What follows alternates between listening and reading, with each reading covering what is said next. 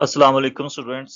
Last time हमने metallic coating के मुतालिक पढ़ा था कि मेटालिक कोटिंग के दो तरीके होते हैं। एक फिजिकल तरीके से फिजिकल मेथड होते हैं और दूसरा केमिकल मेथड है या इलेक्ट्रोप्लेटिंग कहा जाता है जिसे।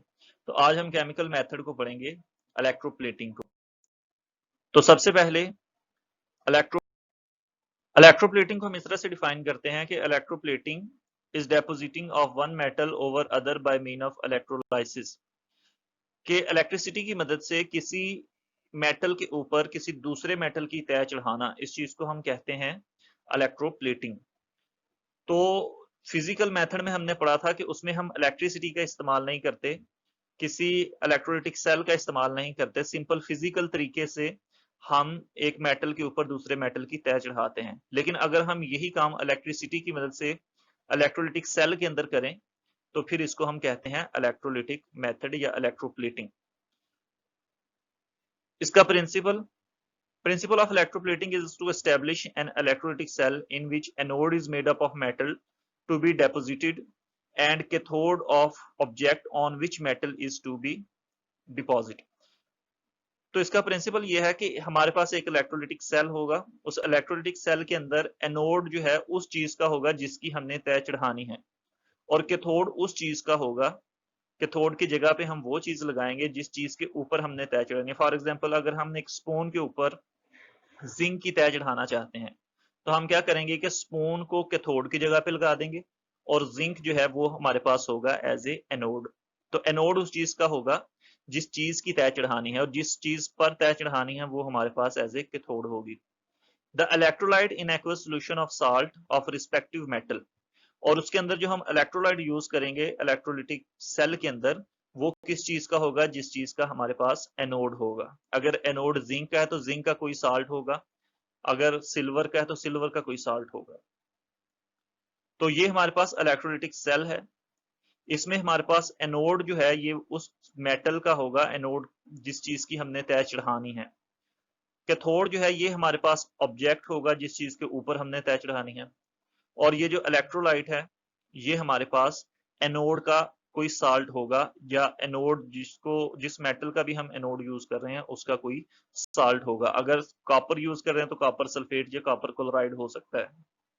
तो इस तरह से ये हमेशा जो एनोड वाला मेटल होता है उसका साल्ट होता है। Procedure for electroplating.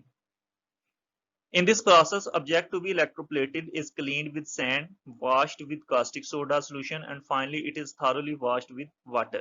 तो जिस चीज के ऊपर हमने तय चढ़ानी है, फॉर एग्जांपल स्पून है, तो सबसे पहले हम उसको रेत से साफ कर लेंगे, कास्टिक सोडे से, एसिड से या बेसिस से, और फिर उसको वाटर से हम वॉश कर लेंगे। इस सब का मकसद ये होता है कि उसके ऊपर से बिल्कुल जो मैल चल होती है, खराशियां वगैरह होती हैं, वो रिमूव हो जाएं और वो बिल्कुल साफ सुथरी हो जाए।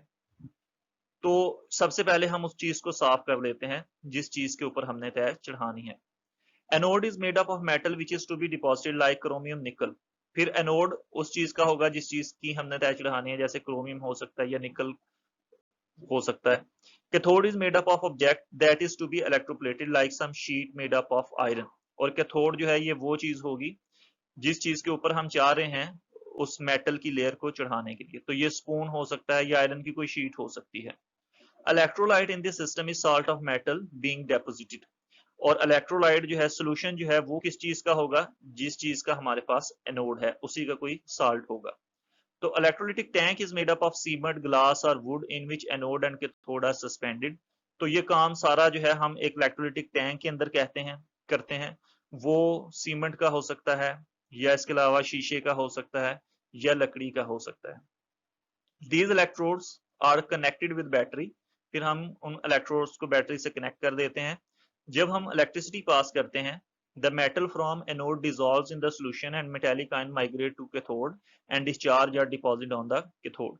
तो एनोड से जो एटम्स हैं वो उतरते हैं और सोल्यूशन में से होते हुए जाके कैथोड के ऊपर अटैच होना या डिपॉजिट होना शुरू हो जाते हैं।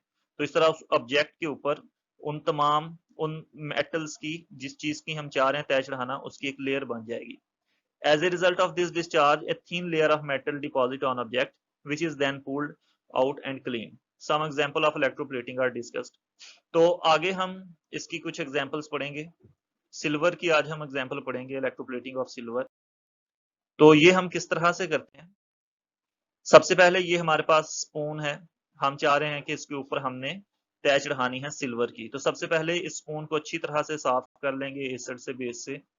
फिर हम क्या करेंगे कि इसको एक इलेक्ट्रोलाइटिक टैंक के अंदर रखेंगे। ये टैंक सीमेंट का हो सकता है, लकड़ी का या शीशे का। इस स्पून को हम बैटरी के साथ कनेक्ट करेंगे और बैटरी के नेगेटिव टर्मिनल के साथ कनेक्ट करेंगे और इसको हम कैथोड बना देंगे। तो ये स्पून हमारे पास एज ए कैथोड होगा। एनोड हमारे पास क्या होगा? वो जिसकी हम तय चढ़ाना चाह रहे हैं। हमने सिल्वर की तय चढ़ानी है, तो यहाँ पे ये हमारे पास सिल्वर है, तो इसको हम जो है वो बना देंगे, बैटरी के पॉजिटिव टर्मिनल के साथ कनेक्ट कर देंगे और इसको एनोड बना देंगे। तो ये हमारे पास अपरेटस मुकम्मल है। इसमें एक और चीज रह गई, इलेक्ट्रोलाइट। तो ये हमारे पास इलेक्ट्रोलाइट है। इलेक्ट्रोलाइट जो है वो किस चीज का होगा? जिस चीज का एनोड है। एनोड अब सिल्वर का है, तो ये इलेक्ट्रोलाइट जो है ये सिल्वर का ही कोई साल्ट उसका सोल्यूशन होगा। जैसे यहाँ पे हम सिल्वर क्लोराइड का सोल्यूशन यूज कर लेते हैं। तो ये जो है हमारे पास रिस्पेक्टिव मेटल का जो है हमारे पास सोल्यूशन आ गया। तो जब हम इलेक्ट्रिसिटी पास करेंगे तो क्या होगा? यहां से जो सिल्वर के एटम्स हैं वो उतरेंगे और जाके स्पून के ऊपर जुड़ना शुरू हो जाएंगे इस तरह से।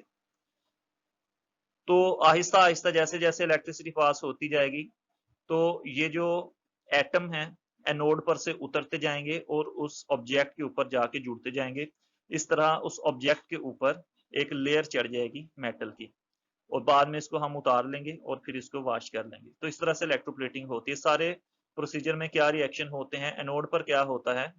एनोड के ऊपर जो एटम था, सिल्वर का एटम, उसने इलेक्ट्रॉन को लूज किया और वो कन्वर्ट हो जाता है सिल्वर के आयन में। ये सिल्वर का आयन सोल्यूशन में चला जाता है। फिर क्या होता है? कैथोड पर क्या होता है? ये जो सिल्वर का आयन है, उसी इलेक्ट्रॉन को जो लूज किया था उसने, उस इलेक्ट्रॉन को कैथोड पे जाके गेन करता है और वहां पे जाके एज ए एटम के तौर पर ऊपर जुड़ जाता है। तो ओवरऑल अगर हम देखें तो क्या होता है कि जो सिल्वर का एटम है वो एनोड से उतरता है और कैथोड पे जाके डिपॉजिट हो जाता है। तो इस तरह से उस ऑब्जेक्ट के ऊपर एक लेयर चढ़ जाती है। तो इसी को हम इलेक्ट्रोप्लेटिंग कहते हैं। और क्योंकि हमने ये इलेक्ट्रिसिटी की मदद से, इलेक्ट्रोलाइसिस की मदद से किया है, तो इसलिए ये जो है वो इलेक्ट्रोप्लेटिंग कहलाएगा या ये इलेक्ट्रोलिटिक मेथड कहलाएगा। तो इंपॉर्टेंट क्वेश्चन है, इसे अच्छी तरह से याद करें। Thank you.